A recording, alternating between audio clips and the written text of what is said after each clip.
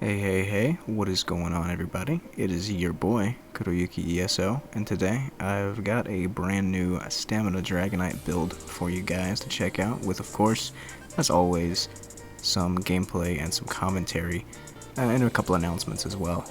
But before we hop into that, I do just want to let you guys all know that I love you guys, alright? That's very important for me to say. I feel like you need to hear it. I don't know if you've heard it today from anybody else, so just in case, I would love to be the first person to tell you that I love you and I appreciate you. You guys take the time out of your day to come and, spend some time watching my videos, and I can't help but appreciate that.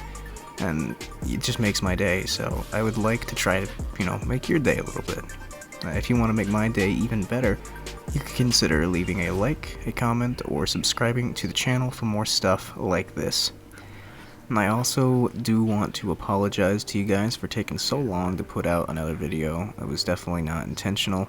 I just got a lot of stuff going on, and it really helped me up. Some procrastinating, I got a lot of grinding to do, and it's just crazy. But anyway, I know some of you were expecting me to put out a mag DK next, because they did say I was going to do that. And I'm sorry that this is not a mag DK.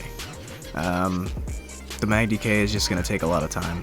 I've got a lot of grinding to do. I've got to level up a bunch of skill lines, and I've got to unlock some. I've got to get Mage's Guild. I've never done Mage's Guild before, so it's definitely going to take some time. So I've decided that for the rest of Greymoor, I'm going to focus on getting footage and streaming classes that I already have, built and ready to go.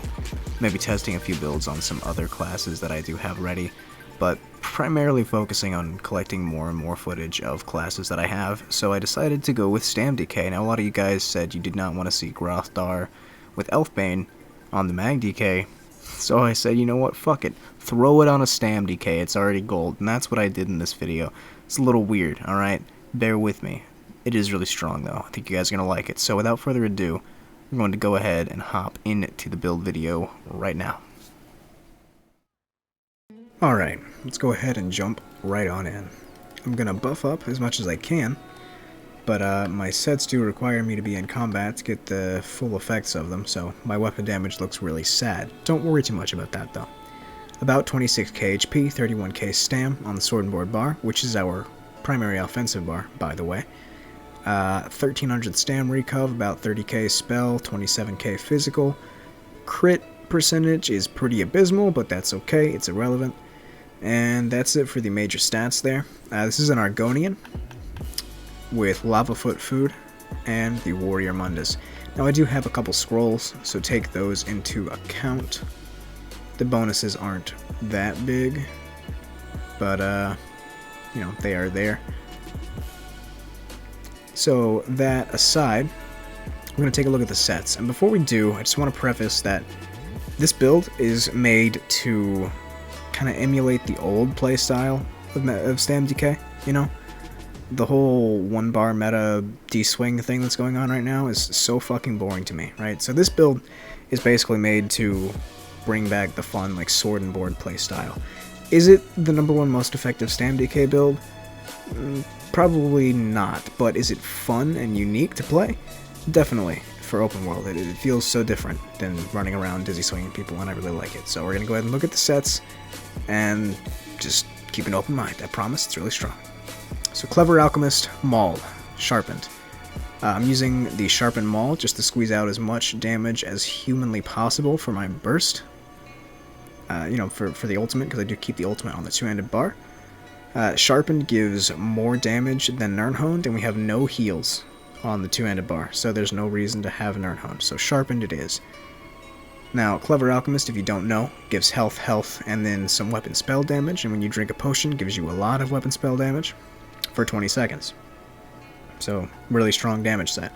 Only active on the front bar, so do be mindful that you'll have to pop your potions on the two-handed bar when you pop them. So, don't get all antsy and pop them on the Sword and Board bar. Not that doing that would ruin the fight, but it definitely would leave you at a bit of a disadvantage.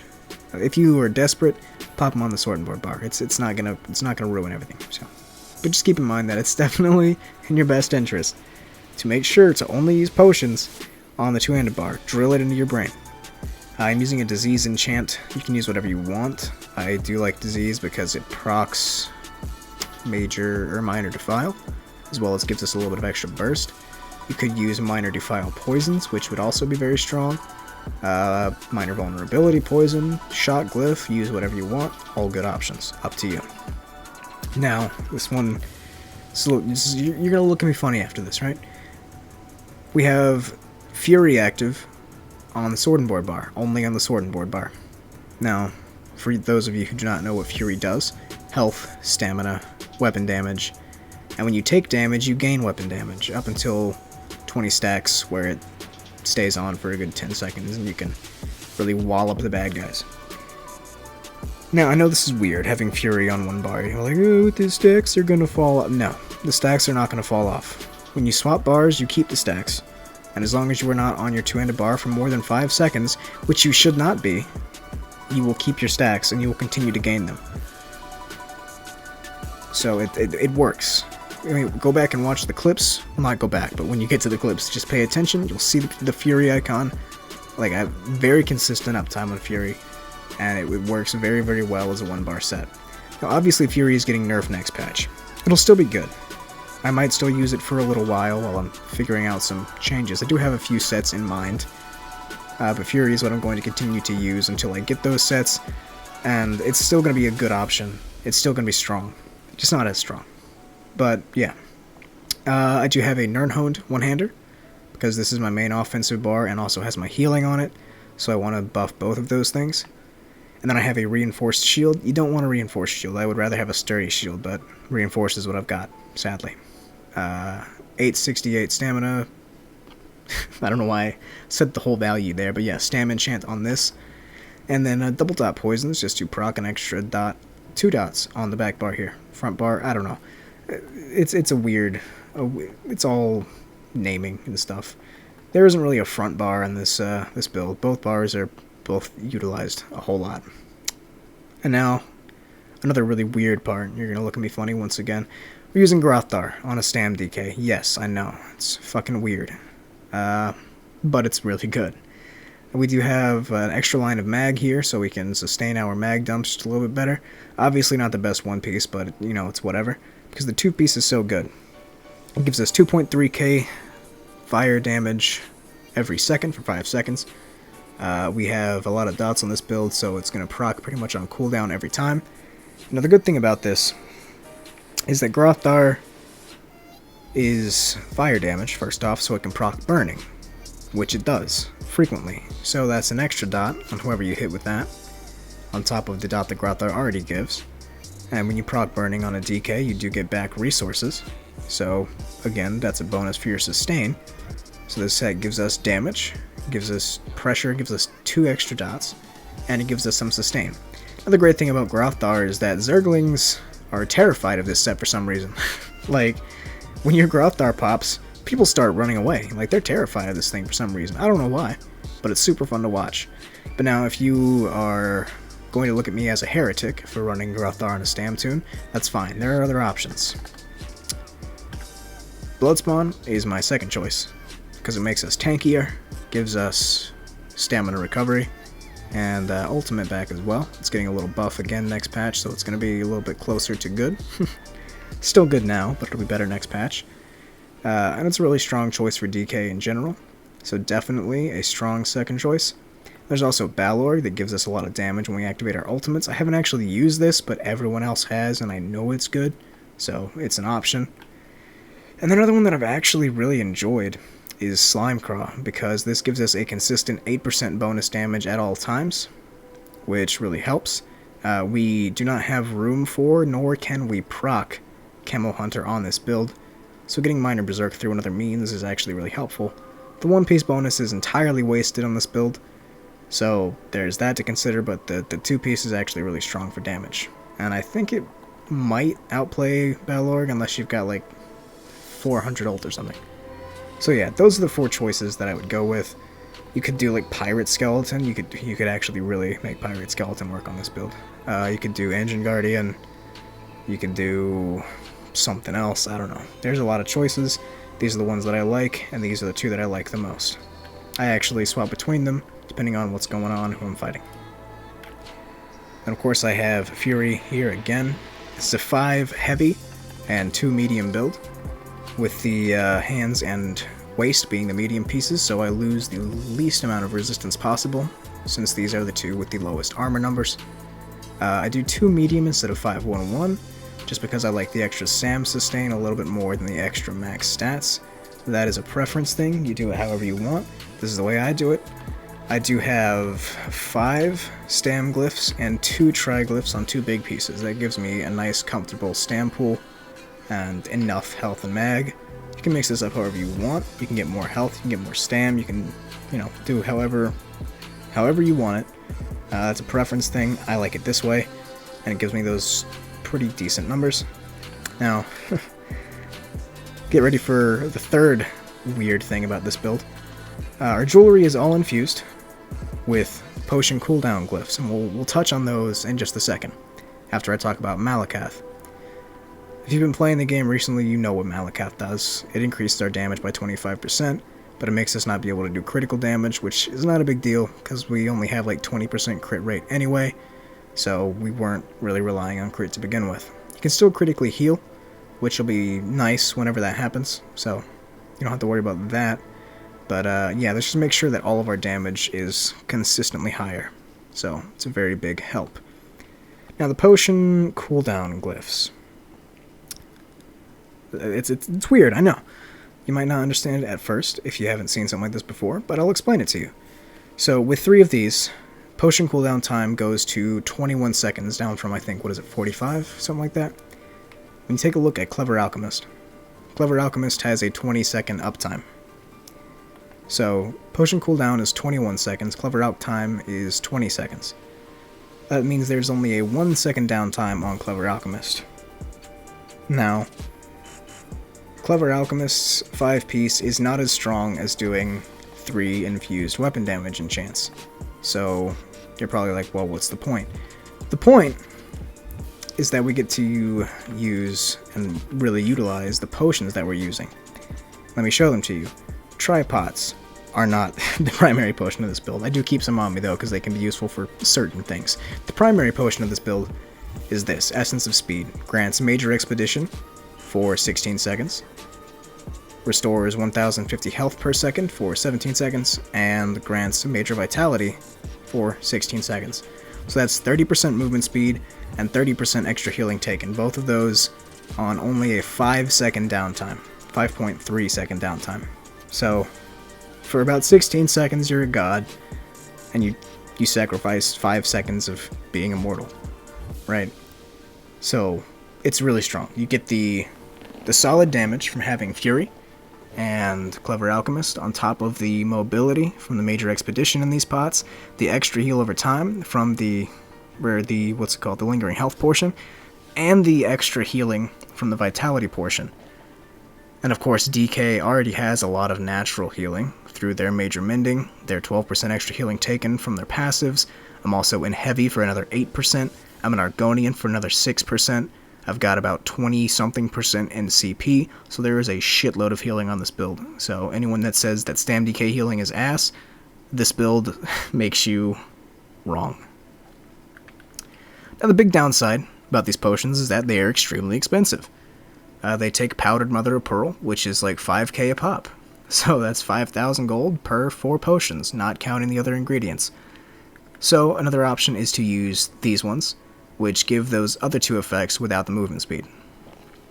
The movement speed I feel like is pretty integral to the playstyle, but it's not the most important part. The most important part is the vitality, and the extra hot is actually really helpful too.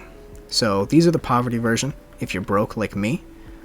And I will put the recipes for them on screen so you can look through them real quick and see what you need. And these are totally viable.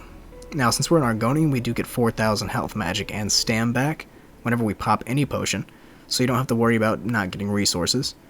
So, just in general, the potions make the build.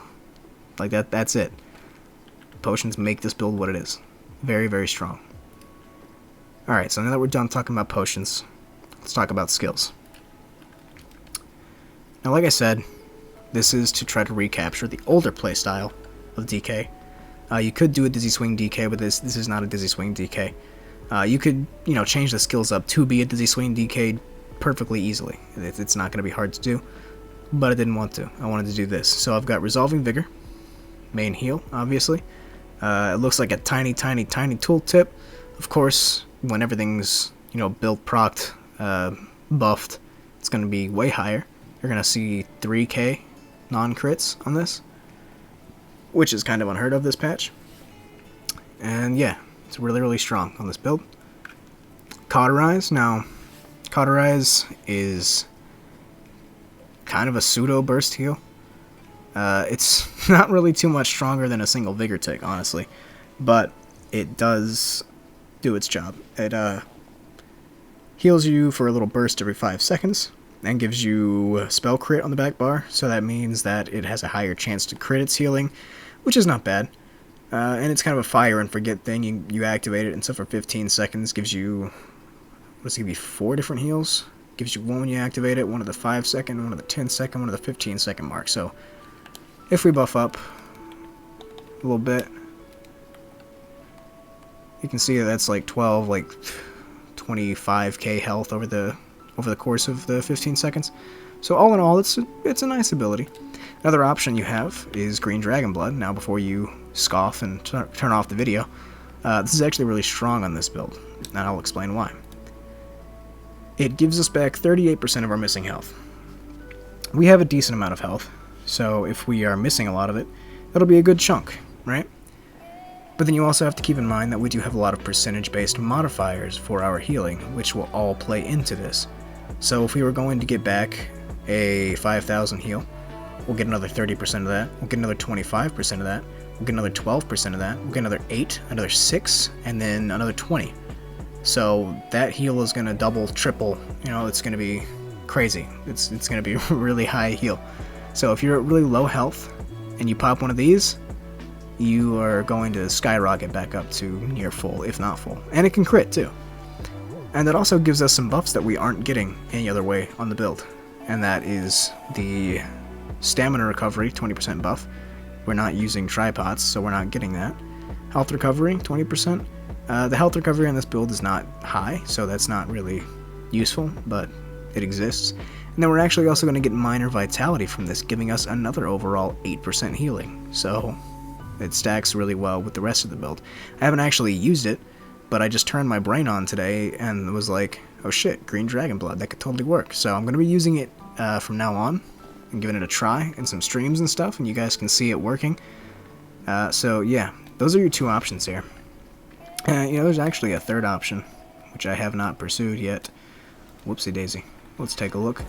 And that is the defensive posture thing. This basically reflects a projectile, and the morph makes it absorb it and heal you. So that's pretty damn good. Or the other morph, I think, makes it reduce block cost by 10% and increase block power by 10%. So that's another really good spot for this flex if you feel like you can survive with just Vigor heals, which you definitely can, but the auxiliary healing is really helpful. So yeah, those are some options. Now, we've got Reverberating Bash as our stun. When we're all buffed up, this thing has about a 10k tooltip. It hits surprisingly hard. It's instant cast. It's very cleanly cancelable. People don't react to it very fast because the animation's a little weird, and I think it might even be bugged or you can't break it immediately in certain situations. So all in all, very, very, very strong stun. Another option, if you feel like you can sustain the mag, if you're feeling a little ballsy, is Fossilize. This drops block and roots people in place after it's done, so it can be really annoying, really helpful. You can also do Turn Evil, which will increase your weapon damage on this bar and just make all your stuff hit harder while you're back here. And again, let you drop block. And yeah, those are some options. I like Reverb though, because I like my stuns to do damage. Fragmented Shield, this is our another healing buff. Major Mending for 25% healing, 6 seconds. So, I mean, there's not much else to say about that. It stacks our healing even higher. And then we have our main spammable, which is Deep Slash. This thing, when we're all buffed up, will have an 8-9k tooltip, and of course Malakath will make that tooltip for more like 10k, 11k. so it hits respectably hard. And the benefit to using this, as opposed to Dizzy Swing, is that 1, it is instant, 2, it is cheap, 3, it has some really good debuffs associated with it, and 4, it's also AoE, it hits everyone around you. So when you use this, hits decently hard, cancels well, procs your poison, and it reduces people's movement speed by 30%, and reduces their damage taken by 15%, making us a lot tankier. And like I said, it is AoE, and it applies those debuffs to everyone that it hits. So it's a very, very strong skill. Now for ultimate, I have Shield Wall. Because it's not morphed yet, I'm missing like 2 XP to morph this to Spell Wall, which is the one you want. Basically, when you pop a Spell Wall, you become near invincible. You reflect projectiles back to the bad guys that shot them at you. Very rude of them, and so you're just returning to Cinder. It's, you know, it's just the right thing to do. So Spell Wall is really great. It blocks everything. Dots will still hurt. Some things that go through block, like I think Curse goes through block, and that's annoying as shit, but it is what it is. You can pop this, it gives you back pretty decent resources since you're a DK already. You can channel a couple of heavy attacks while you're near unkillable and get all your resource back. It's very helpful. Also really good for positioning, like repositioning yourself. If you need to move through an open field, you pop your speed pot, pop a shield wall, and you're zooming. Other choices are Temporal Guard, makes you tankier while you're on the back bar, which again is our main damage bar. So, you know, you can't really understate the fact that our main damage bar is a sword and board already, which makes us tankier. If you have a Temporal Guard on here, again, 8% reduced damage, so we're even tankier when we're on offense with all of our healing on the same bar. It's kind of hard to understand it unless you've played it, but being able to be offensive on a sword and board bar is super useful. And then of course there is Corrosive Armor, the DK ultimate. This again makes you nearly unkillable and gives you a little poison dot and makes our direct damage attacks go through resistance. So if you pop one of these and start spamming some light attack deep slash bashes, you're gonna hit really hard. So you can melt down a single target pretty efficiently with a Corrosive Armor up. The big downside to it is 1, it costs quite a lot, and 2, it used to affect all of our damage. Now it only affects the direct damage. So that kind of blows in certain situations. But if you combine this with something like Balorg, that gives you even more damage when you use an ultimate like this, then it can be really strong together. And that's it for the back bar, or sword and board bar. Now onto the 2H bar, we do have 4 momentum, which gives us our snare immunity and mobilization immunity for 4 seconds. Remember that we do have a speed pot, which is almost always up. So to get your mobility, you simply just hit this and you are going Sanic fast. It also gives us 20% extra weapon damage, 10% extra stamina recovery. Both of those are very, very nice. Noxious Breath, this is obviously a poison dot, as well as an armor debuff. So this lets us debuff an entire group, as well as put dot on them. It can proc poisoned for an extra dot. It hits respectably hard. It hits about as hard as our Deep Slash. And yeah, it's you don't really want to play DK without this these days. Volatile Armor, I like this one instead of the shield one, because the shield is so tiny it doesn't matter.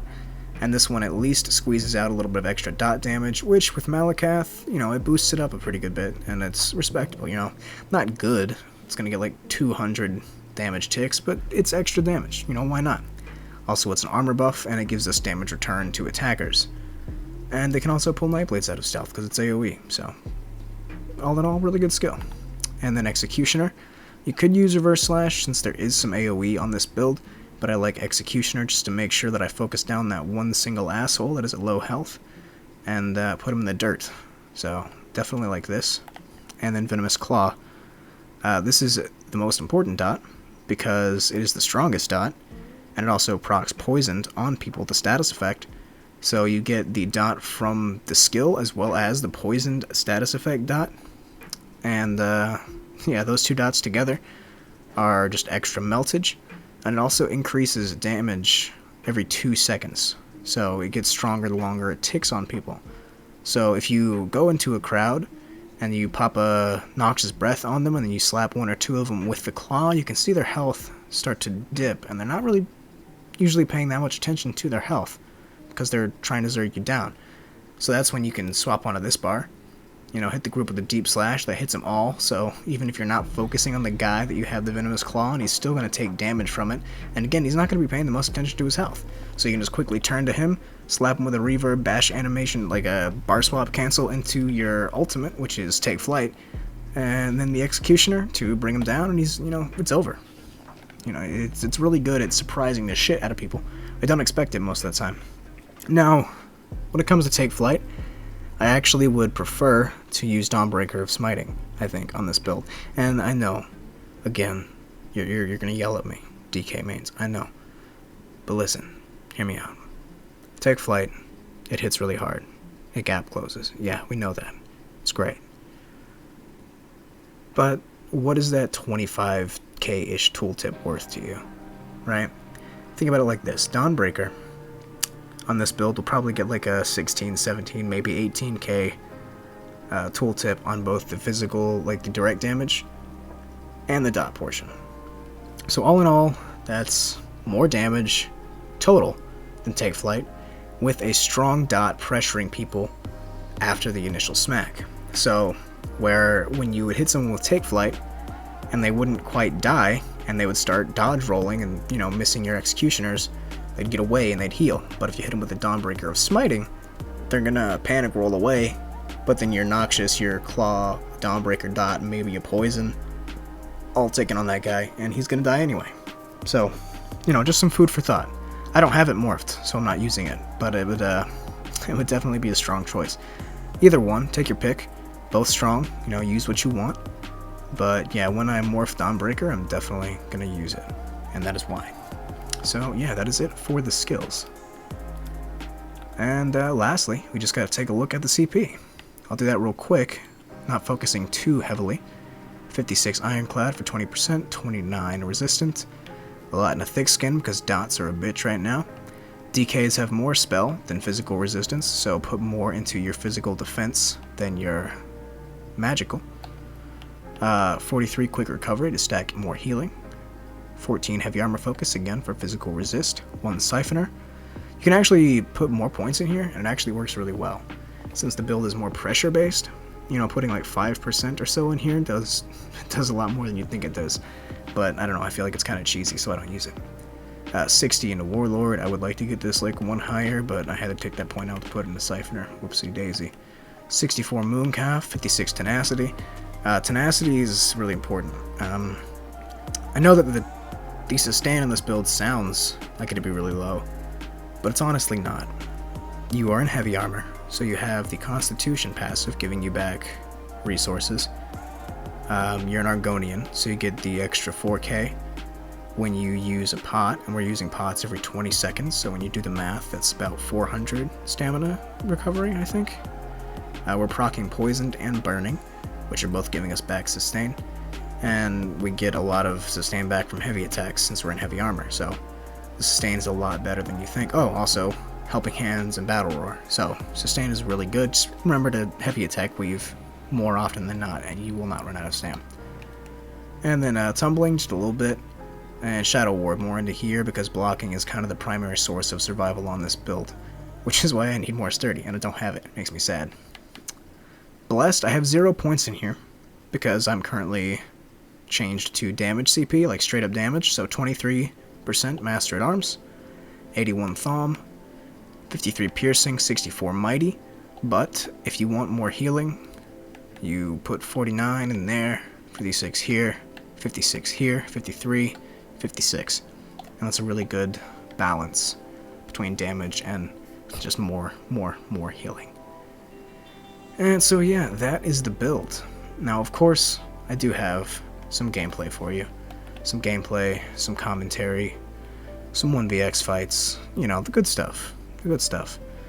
And if you want to stick around for that, I would be very, very happy. So, I'm just going to go ahead and hop on into them right now. Okay, so jumping into the first clip, it's a bit of a long fight. I didn't get the first few kills. One of the guys respawned and did not come back to fight, thankfully, and the other one's still on the ground. Now, I start getting a lot of pressure here because I'm in that 5 seconds of fuck that I mentioned. And so I just pop my ultimate and I go up the stairs, try to line of sight a little bit, swap from the non-speed pot to the speed pot just because I realize these guys are going to need me to keep my mobility up. And it works out pretty well. I come down behind this rock to try to put some distance between me and them, put a wall between us, and potentially try to split them up. So you see them all come around here on the left side. I go back to the right side just to keep some line of sight, and as you can see, the splitting them up idea worked because one comes down the right by himself, which gives me just enough time to burst him down before his friends get on top of me. The DK pops a corrosive, so I don't bother with him, and then I see this guy just pops overload on top of the rock, so I hook the rock as tight as possible to make sure he can't hit me. When he jumps off, I do cycle it back around to the other side of the rock just to not get blasted by that overload bullshit. Now, earlier in the fight, I almost killed this guy in the part that I did not get in the clip, and he's pretty squishy, and he's not the best at keeping himself alive, so I figured he'd be really good to focus down, since I know that this 200 guy is not a threat at all, and the other guy up there is handicapped or something, because he's just heavy attacking me. Obviously, this guy has realized that I'm a threat now from almost getting his hairline ripped back, and is now going to start playing like a puss, and just streaking every 2 seconds, and just staying as defensive as possible, and occasionally throwing a frag out. But instead of taking the hint and just killing the DK instead, my prideful ass decides to just keep on hammering on this guy because, you know, it's my manlyhood at stake now. I decided I'm going to focus this guy. I have to kill him. It's my duty. It's my duty as a man. But then the Nightblade comes back, and I just take a lot of damage really quickly out of nowhere, so I gotta go on the defense. My pot was down, so pop the pot again. Get all my buffs up, cycle around this rock just to get some line of sight between me and the attacker so they're not all hitting me at the same time. And then run back to the rocks to try to get, again, another wall a little further away. So that way I have some breathing room. I try to jump on top of that. These walls are a little fucked up. The Sword decides to stay over there for a moment, so it gives me a chance to put some damage into his little friends, which I do, and I kill that annoying DK that wasn't really doing much. I know that this guy is a Necro Bomber that is just annoyingly tanky, so I don't even realize, I don't mess with him, and I decide to attack this Nightblade that is just light attacking me. Now, unfortunately, the Nightblade knows how to turn invisible, which is never a good thing, so he narrowly escapes death. The game was actually really laggy right now, so what I tried to do was execute him, but it just decided to not work. He would have died if the game had let me actually use my abilities, and that's why I'm so annoyed. Go ahead and hit this guy with the Quick Dick Leap and put him down, and then I decide to focus on the Nightblade. But again, he's a tricky boy that turns invisible and gets away from danger, and I do not appreciate it. Almost kill him right here. He goes down to, like, was it less than 10% HP, but I did not have my Venomous Claw on him, so it did not finish him off. And after that, he decides he's done fighting, and he leaves and does not come back. So now it's just me and the Sork, so I go ahead and block that Meteor, and, you know, get my buffs up. And I don't know that the Nightblade has left the fight, and, you know, to be careful, I am occasionally popping more armors to make sure he's not in stealth. See this guy over here, but it's just a friendly. Now, you can't actually see it, but there's 3 or 4 people just in stealth watching the fight, which kind of makes me LOL at this dude that's just trying his hardest while a lot of people are probably laughing at him in say chat. And this is where he dies. I realize his shield's down, so I quickly stun him, do the jump shot execute, and the dot ticks and finishes him off. And I don't get it in the clip, but like 5 people come out of nowhere and start teabagging him, and it's great. And that's the end of the first clip. Alright, so hopping into the next fight, I just died outside because this Zerg showed up, and I decided that I'm not happy with that outcome. So I pop my speed pot, keep my heals up, and just try to get up here on top of this little hill because I know there's a lot of pretty solid line of sight up there. And it works out pretty well, you know. I get up here without too much of a problem. I go ahead and turn around here to see what is following me. I see that I'm getting attacked by at least one Stam Necro, and that's never a good thing. And there's a dot DK, and yeah, so that's just a bunch of fuck. I'm gonna go ahead and get over here. I block that chain by accident perfectly, and then block the second one again by accident perfectly. Jump over the rocks like a superhero, and one guy falls off. Proc the poison on this guy, hit him with the Noxious into the leap, into the executes, and that's one dead already. Now the one guy fell off. I think one guy quit following me, so now there's just two more here, and you know, that should be easy. I go ahead and proc poison on this guy, get the stun, almost finish him off when I do catch an annoying Talon right here, and I hate those, but that's okay. It's not going to stop me from finishing the job on Poopy Pants or whatever this guy's name is. Go ahead and stun him, let the dots finish him. As the Nightblade decides he's going to try to kill me, doesn't work out for him. I get a little mixed up there because he goes invisible, not sure where he's going. You know, these Nightblades these days, they go wherever they want to. Just spam a couple Noxious right into his asshole until he dies, and you know, now I'm just a little confused. No one's jumping on me. It's unexpected. I guess they're a little too preoccupied PV dooring at the moment, which is fine. I see if I can bash this res, not fast enough at all, so I'm like, alright, cool. I'll turn around. Go ahead and just try to antagonize the group because they're being way too civil for me right now. And they changed that personality immediately. Turn around, go ahead and put a Noxious into the group, see if there's anyone that's weak, you know, because when you use Noxious like that, hit a whole group, you can sometimes gauge how squishy each individual player is based on how much damage they take from the initial Noxious tick, so you can usually pick a target pretty easily. Now I go back to the same place that I was in before, and as you can see, I'm just getting a lot of like resto heavies and lightning heavies and not really anything dangerous, so I get a little ballsy and I come out and start dealing the damage. This guy is a Stam toon, and Stam toons are pretty easy to kill when they don't know what they're doing, so I make him my first target.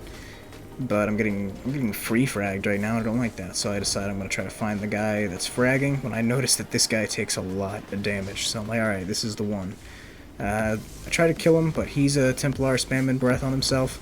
He's got two other Templars spamming breath on him, so he's staying alive pretty good. So I just go back into laying damage to that guy. Still catching nothing but heavies. Almost kill this guy. I was about to leap him when I catch the javelin. Bad luck. Leap him. Try to execute him. Bring him down to like 900 health and just don't get to finish him off. Now, I feel like it's important to say that this was before I had the Malakath ring. So, the damage would be a lot higher with it. That guy just catches all the dots and then falls to his death, and over for him. But yeah, with the Malakath ring, this would have been a much easier and faster fight, but I mean, it's okay because I still handle it pretty expertly, if I do say so myself. Now it's just these two guys left, the Free Frag and Sork, who is not really much of anything, and the DK, who is just hanging out at low health percentage. I leave him, get the Grothar proc, put some pressure into him, proc the poison on him. At this point he's pretty much already dead.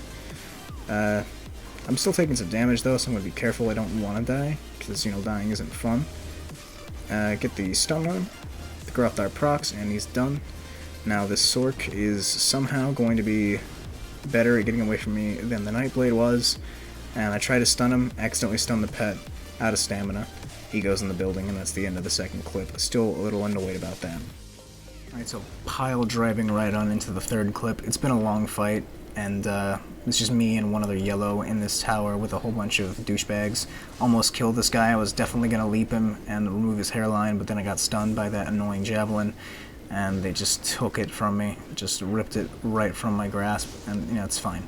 But anyway, I chose this clip because I feel like it can really show off the healing on this build, and the survivability in general, because I'm just taking a fat pounding right now, and it's really not bothering me all too much. As long as you keep your mobility up, you know, as long as you sustain yourself, you heal yourself, you stay mobile, like, this build is super hard to put down. Now I get this guy with a lucky leap, and he decides that he no longer wants to live and ends it himself for me. Thank you. That was very considerate of you. Now I go up here. These three dudes are all just ass hugging each other, and yeah, they double ult me, while the guy keeps trying to spam javelins on me, and that's annoying. This guy's got the whole 11-second Grothar build, and that's the worst. Almost yeet that guy's hairline, but of course I catch a stun because that's just how it be. This dude is doing nothing but existing with 40k HP and putting down cleanses for his friends to not die to my dots, which is the most annoying thing in the world. Well, maybe second most annoying thing, next to, like, you know, mag sorks that streak. which I guess silver lining. I'm not dealing with any of those right now. But I do have 2 dot DKs and a questionable Templar. I take the double leap there with the Grothdar, all the extra damage, but it's just not enough to put me down. The healing is too good.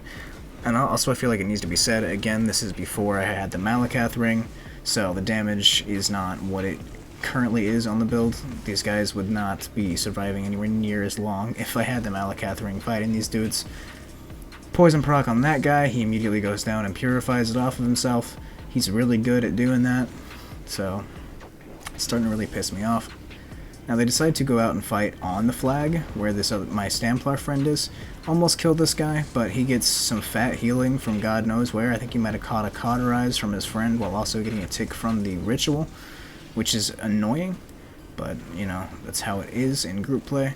I do the purify myself there from my friendly Templar, and you know, get my heals back up because I was not maintaining them very well for a moment there, which is, that's fine. We all make mistakes. And I put the dots down on these guys, just do what I can. Go ahead and dot that guy up, hit him with the leap, he's done, he can't deal with it, so. I see a meteor, hold block, dodge roll away, try to get out of the bad situation. I'm getting radianted by this guy from full health, so that's a classic. That guy cleansed himself immediately, like I put 1 dot on him and he's like, nope, cleanse, so these guys, man. These guys. Doesn't matter though. I'm just gonna keep on putting the damage into him. Almost killed that guy. God, if only I had Malakath at that point, that would have been an easy clap. But it is what it is. So just keep on laying down the damage. They can't hurt me because my healing is too high. I'm using Bloodspawn at this point too, so I'm tanky. Now this guy, the 2-star, he's got more balls than the rest of his friends, and he decides to follow me off the flag. He goes back to the flag there because I guess he's like, come on guys, let's go. Yeah, they don't listen. They're not having any of that. And he again decides to just engage me on his own, which is not a good idea. It gives me enough time to deal with him, or at least I think it's going to, but it ends up not really being enough. He pops the tripod right as I hit him with the ultimate, and just rolls more than I have ever seen in my life. He's not really doing much besides rolling. It's kind of all he's doing. And it's annoying the shit out of me. But then the other guys are like, hey, our friend's alone, maybe we should help him. And this guy goes werewolf, and that's when I'm like, yeah, no thank you. And I just start backing away, try to get some line of sight, because I don't want to have to deal with the werewolf slapping me in the face over and over while I'm also catching a bunch of random bullshit from range. So I try to get behind these logs.